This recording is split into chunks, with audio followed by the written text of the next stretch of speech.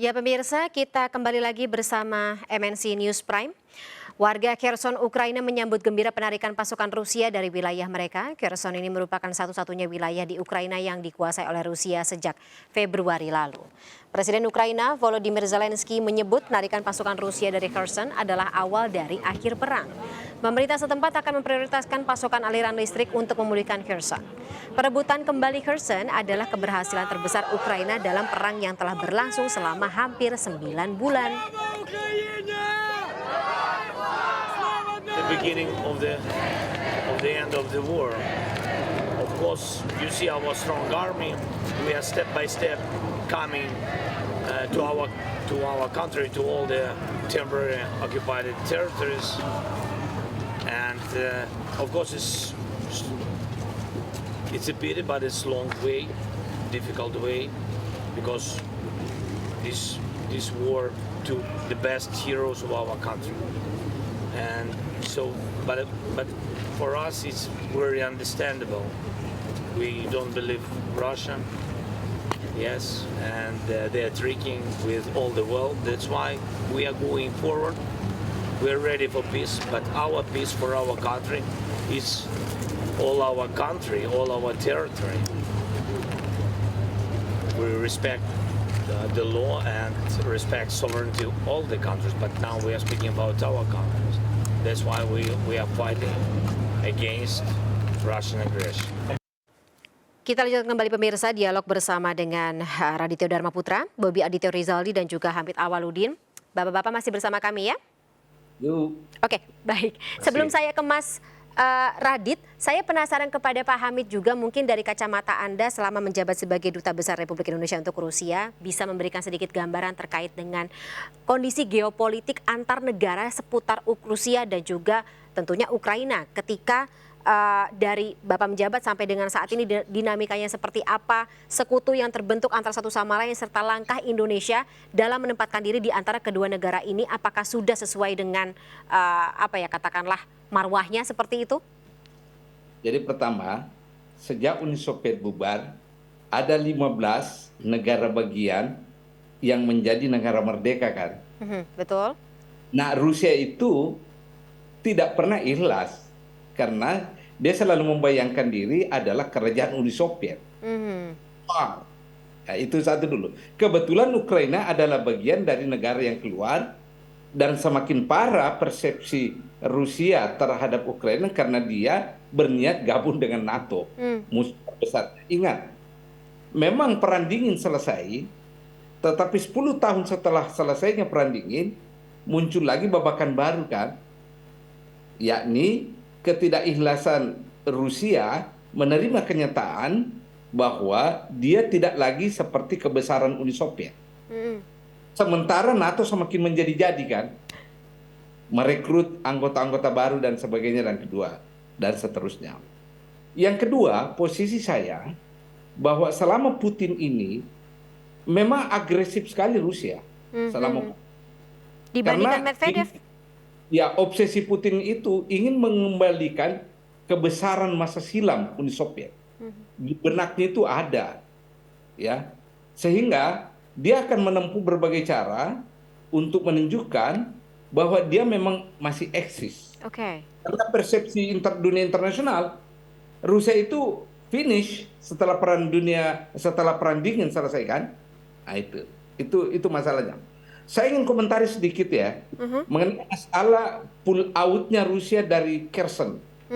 Jangan terlampau gembira dulu. Bisa jadi ini terulang perang dunia kedua. Justru ini strategi. Ingat ya, perang dunia kedua. Ketika tentara Nazi mengepung dan menduduki kota Saint Petersburg, tentara Rusia lari keluar. Tentara Jerman sudah memperingati kemenangan kan? Lari keluar bulan Agustus, kemudian kembali bulan Desember. Menunggu musim dingin. Begitu musim dingin tiba, dia menyerang balik, tentara Rusia hancur. Jadi ini polanya sama ya? Ya, saya khawatir ini bisa kejadian ini. Tapi apapun namanya, kenapa sekarang ini terjadi? Karena memang ada kecerdikan militer Ukraina.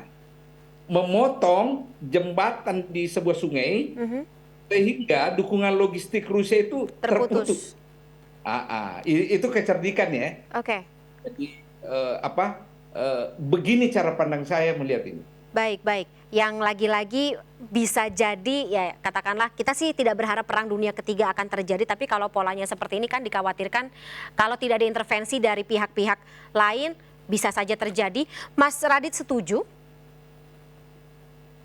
Iya, saya sepakat sama Prof. Hamid tadi ya, bahwa kondisinya sekarang, terutama hubungan Rusia dengan negara-negara sekitarnya, sejak era Perang Dingin memang sudah memburuk karena ya negara-negara ini dulu merasa mereka bagian dari Soviet yang ditindas. Jadi karena kebetulan saya tinggal cukup lama di Estonia, Estonia salah satu negara yang sangat keras gitu ya, menentang apa yang dilihat oleh dia sebagai upaya Rusia untuk tetap mempengaruhi negara-negara di kawasan. Dan itu memang tidak semua, tapi mayoritas negara di kawasan, baik itu di Estonia, Latvia, Lithuania, Ukraina, Kazakhstan, Georgia, sekarang sudah mulai bergerak ke arah sana semua.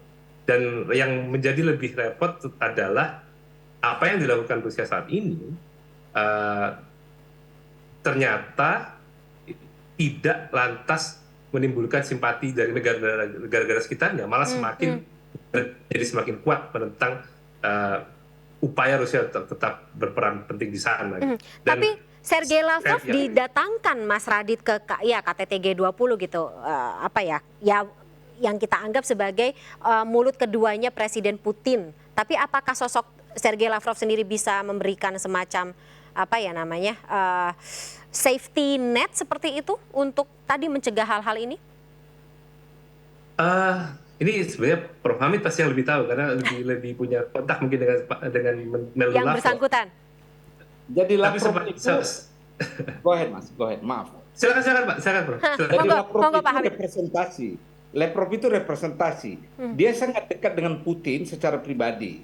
Buktinya dia sudah 20 tahun lebih menjadi Menteri Luar Negeri kan. Jadi memang dia representasi kebijakan luar negeri Rusia. Lavrov itu very powerful di bidang ini.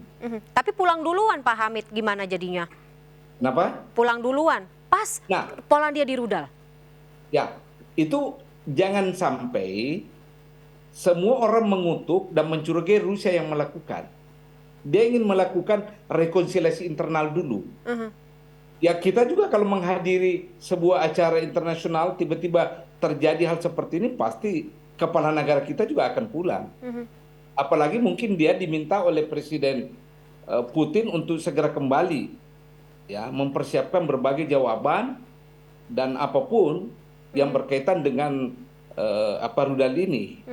Karena mata sekarang memandang bahwa mungkin Rusia yang lakukan. Oke. Persepsi ya.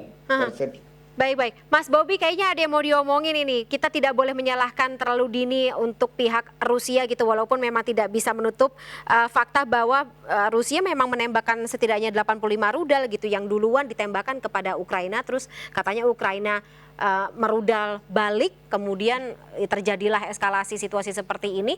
Tapi mungkin langkah apa yang kira-kira Indonesia bisa lebih vokal begitu suarakan? Ya paling utama kan kita karena kejadiannya ini terjadi pas lagi presidensi di Indonesia. Yang pertama ya tentu kita harus cool dulu lah sementara belum jelas identifikasi ini rudal punya siapa. Lantas yang kedua kita kan juga paham bahwa tahun 2014 Rusia ini kan juga masuk di Crimea. NATO itu intinya kan mereka melakukan dukungan kepada negara-negara yang diokupasi itu ibaratnya cuma yang berbiaya murah, cuma diplomasi kecaman saja, tidak ada pengerahan pasukan. Nah ini kita juga karena melihat sikap negara-negara Barat, khususnya Amerika ini dalam melaksanakan treaty-nya itu ya dengan Ukraina ini kan masih NATO bukan, tetapi dia adalah akan dicoba untuk menjadi ally-nya. Jadi pengerahan pasukan itu sampai sekarang masih belum kelihatan tanda-tandanya, hanya sebatas diplomasi kecaman, lantas ada kiriman, sehingga penyelesaian ini saya rasa masih sangat jauh dan pemerintah Indonesia sudah benar untuk bersikap tidak memihak blok A atau blok B ataupun juga mengedepankan gerakan non blok yang intinya setuju untuk Rusia keluar tetapi dengan syarat. Nah ini yang di dalam Leaders Communique itu sudah sangat betul bahwa kita mendukung, pokoknya bentuk format itu harus tidak ada perang itu. Dan tapi Leaders Rusia menarik Communique tanpa ada mengikat syarat. nggak sih, Mas Bobi, dari kacamata Anda Leaders Communique itu bisa mengikat semua negara untuk tunduk? Ya sekarang kalau mungkin Prof juga sama Mas Raditya tahu ada komunike aja yang namanya ikatan kadang-kadang juga dicuekin, apalagi nggak ada. Jadi tapi paling tidak ini adalah minimal kita bisa adalah menakar ikatan itikadnya yang ya. standar dengan G20 sebelum-sebelumnya gitu. Dan kita bisa menakar itikat dari tiap-tiap negara peserta seperti itu. Iya. Dan sikap kita tidak berpengaruh negatif terhadap hubungan bilateral kita pun ke Ukraina pun ke Rusia. Nah, at least Itu we utamanya. do not take part on it ya. Oke, nah Iya. saya juga penasaran dari kacamata Mas Radit terkait dengan tadi adanya skenario perang hybrid antara Barat kemudian Rusia seperti itu. Apakah memang yang saat ini terjadi ya itu tadi perang hybrid? Tapi mungkin bisa dijelaskan lebih lanjut perang hybrid ini maksudnya apa sih, Mas Radit? Sebetulnya kalau dibilang ini adalah perang hybrid, perang informasi, kan sudah sejak awal ya. Salah satu strategi yang sangat khas dari Rusia sebetulnya disinformasi. Oke. Jadi dia ini sudah dilakukan sejak pemilu Amerika Serikat sebenarnya, ketika Donald Trump menang 2016. Ketika akhirnya informasi itu dibuat sebanyak mungkin, banyak versi, sehingga orang tidak tahu mana yang sebenarnya tepat. Dan dalam kondisi seperti itu biasanya orang akhirnya lebih memilih, oke, berarti kita tidak boleh ini dulu, tidak boleh cepat-cepat. Kita harus tunggu dulu. Nah, itu sebenarnya dimanfaatkan betul oleh Rusia dalam beberapa hal, dengan memberikan banyak informasi, membuat orang akhirnya ragu-ragu, enggan untuk segera berkeputusan. Tentu betul dalam banyak hal orang harus tetap menginvestigasi, meng-cross-check, meneliti lebih lanjut. Tapi precisely itu yang sedang disasar sebetulnya. Jadi dan itu sudah dilakukan sejak awal. Termasuk saat ini tadi Prof. Hamid sudah bilang, jangan langsung dipercaya kalau pemimpin Rusia, misalnya mantan pemimpin Rusia Dmitry Medvedev bilang ini dari Ukraina loh, nanti dulu dia sedang membuat skenario kedua gitu ya. Orang ketika semua bilang ini dari Rusia, dia bikin skenario lain. Oke. Harus sangat hati-hati, tapi juga nanti ketika akhirnya investigasinya muncul, tetap ada yang namanya fakta itu tetap ada. Itu yang sekarang sedang terjadi.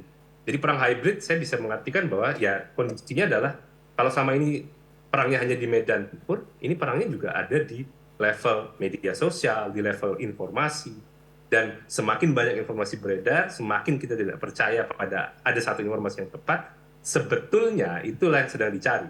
Dan tidak hanya Rusia, tentu banyak negara yang terlibat di sana. Tapi sebagai kita di sini yang cukup jauh dari perang, seperti Pak Bobi bilang tadi, kita harus hati-hati, tetap menjaga, melihat situasinya seperti apa sebelum kita mengambil keputusan.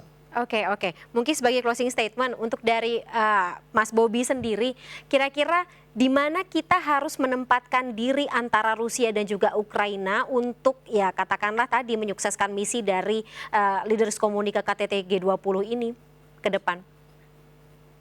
Ya Indonesia sebagai negara non-blok tentu kita harus bersikap politik luar negeri kita bebas aktif sesuai dengan konstitusi. Jadi sikap-sikap yang disampaikan oleh pemerintah sekarang itu sudah betul dan juga sesuai dengan UN Charter. Tetapi UN Charter-nya pun pasalnya berbeda ya. Sesuai dengan konstitusi kita ini adalah tidak sepakat terhadap semua bentuk penjajahan. Tetapi tidak ada territorial recognition, tidak ada masalah sovereignty, itu sudah betul. Nah, kedepannya agar perang ini tidak terlalu berimbas kepada kehidupan ekonomi kita, inilah yang pentingnya bahwa menjaga hubungan bilateral di antara negara yang berkonflik tersebut itu sangat baik. Bahwa Indonesia tetap memberikan bantuan kepada Ukraina, tetapi juga dengan Rusia juga masih tetap memiliki kerjasama ekonomi, tidak ada pemutusan, tidak ada sanksi. Ini saya rasa adalah bermain taktis, di mana Indonesia adalah bagian dari non-aligned movement country. Itu saya rasa yang sampai saat ini bisa diperankan sangat cantik lah oleh Bapak Presiden Jokowi dan pemerintahannya. Nah, kalau Pak Hamid sendiri, sekali lagi dari perspektif Anda, ketika adanya situasi katakanlah Polandia dirudal oleh siapapun ini yang katanya rudalnya memakai rudal Rusia. Sebenarnya kalau bisa digambarkan atau secara faktual, siapa yang diuntungkan? Sebenarnya tidak ada yang diuntungkan ini. Karena dia akan meningkatkan eskalasi tensi. Begitu eskalasi tensi, maka berefek kepada ekonomi kita. Jadi semua zero sum game ini. Ingat ya, ketika Rusia dikecam oleh negara barat atas invasinya, diboikot, ternyata yang kena pertama itu adalah negara Eropa Barat.